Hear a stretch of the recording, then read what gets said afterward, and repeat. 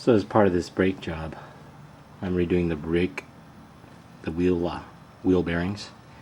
So I got the seal up here, the inner bearing and the outer bearing. This is the disc that I had machined. That's why it has that nice little color. And I also have this bearing packer. You put the bearing in there, you close it up, and you put a grease gun on the top, right at the tip of this aluminum thing that I'm holding, and it squeezes all the grease inside the bearing. So in this particular case, we unscrew it, and we just put one of these bearings. I'm going to have to clean this off, but the bearing goes on here, and I'll show that in a second.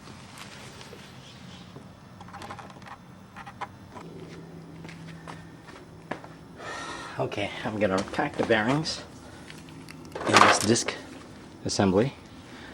What I'm going to do is to clean all the grease out, the old grease that might have been used to machine the surface.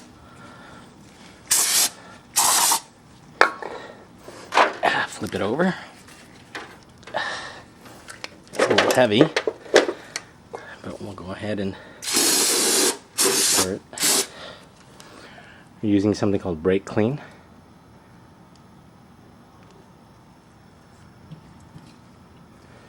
Okay, this is my grease gun packed with red Mobil 1 synthetic grease. I'm going to go ahead and push it down on the grease fitting on this bearing packer, wheel bearing packer, and start injecting grease into the bearing. The grease gun. Now if you see here, all the grease is there. Now before we put our bearing inside, I'm going to put a little bit of grease on the perimeter of the race. I'm going to get a clean glove to put that on.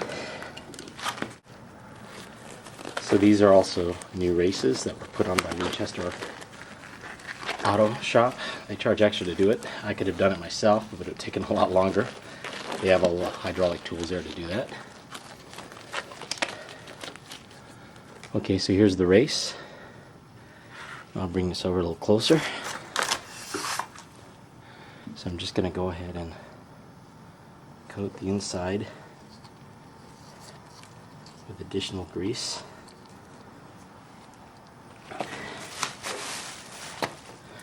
Just going to get a little bit more coming out of my grease gun here.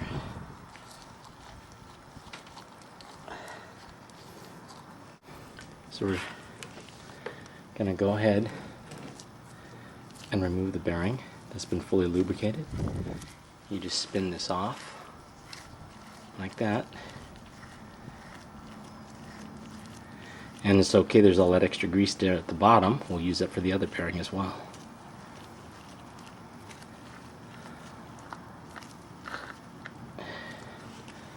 So what we have here is a fully lubricated bearing. All the insides are done. There's a little bit of extra grease here I'm gonna take off with my clean gloves, so don't do this with dirty ones. But we have the grease here, and I am going to get one more clean glove because I have to handle it as well. Okay, so this is the bearing. You'll see the bearing has been, the grease has been distributed evenly throughout the bearing. So I'm just going to remove this outer part and save it for the next bearing to be filled, and also to put some more on the inside of the bearing race.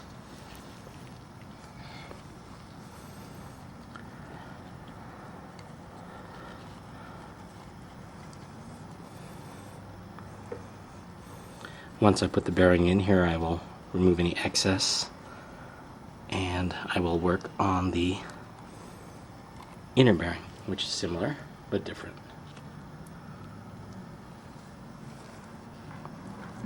Okay, so here's the fully greased bearing, and I'm going to drop it in. It's in there pretty good. As we already saw, the inside is fully lubricated. So I'm going to take the rest of it here, pack it in nice and good. And this is the inner bearing for the Ford Mustang disc brake, similar on many other cars. And I'm going to take the seal, see if I can get a clean glove for this.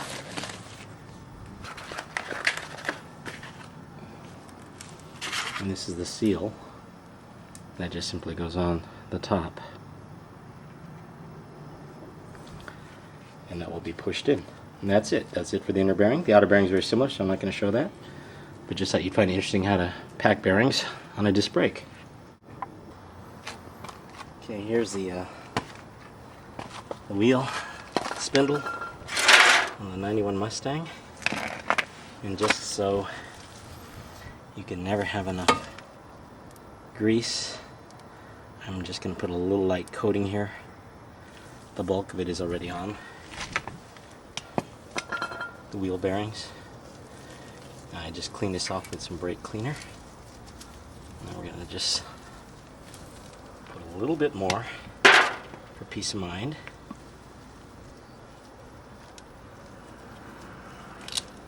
And then we're going to slip the rotor on.